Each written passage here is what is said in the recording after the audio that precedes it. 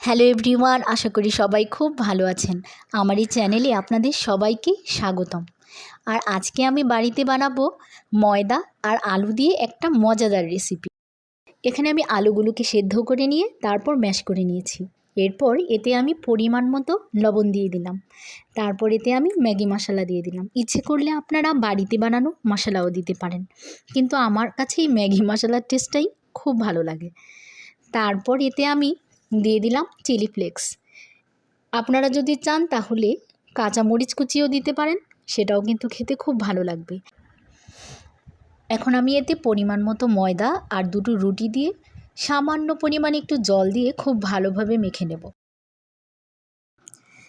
আপনারা প্রথমেই জল অ্যাড করতে যাবেন না, প্রথমে শুধু রুটি দিয়ে মেখে নেবেন। যদি দেখেন যে ডোটা একটু শক্ত হয়ে গেছে তাহলে অল্প একটু জল মিশিয়ে নিতে পারেন। আর প্রথমে যদি জল মেশাতে যান অনেক সময় কিন্তু ডোটা পাতলাও হয়ে যায়। এখন আমি সবগুলো উপকরণ খুব ভালো করে একসাথে মিশিয়ে নিয়ে একটা ডো বানিয়ে নিই। আমার কাছে ধনেপাতা ছিল না, ধনেপাতা দিলে এটা আরও খেতে খুব ভীষণ ভালো লাগতো। আমার ডোটা সম্পূর্ণ রেডি হয়ে গেছে। এখন এখান থেকে আমি একটা লেচি কেটে নিয়ে সামান্য ময়দা ছড়িয়ে দিয়ে বেলে নিচ্ছি। তারপর একটা ত্রিকোণাকার শেপ দিয়ে নিচ্ছি। আপনারা আপনাদের ইচ্ছে মতো শেপ দিয়ে নিতে পারেন।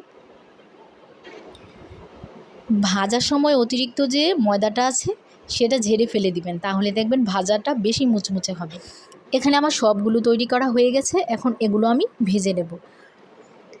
চুলাতে একটা ফ্রাইং প্যান বসিয়ে তাতে আমি বেশি না মোটামুটি পরিমাণ তেল দিয়ে দিলাম।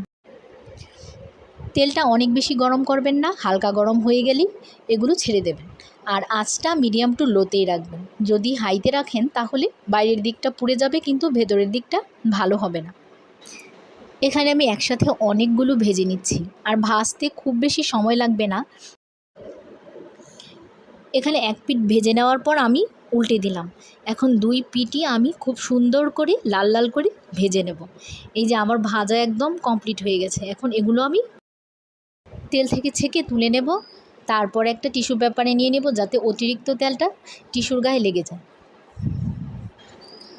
আর আমার এই রেসিপিটা যদি আপনাদের ভালো লাগে বন্ধুরা, তাহলে অবশ্যই একটা লাইক করে দেবেন আর এই ছোট্ট চ্যানেলটাকে সাবস্ক্রাইব করে দেবেন। সবাই খুব ভালো থাকবেন, সুস্থ থাকবেন।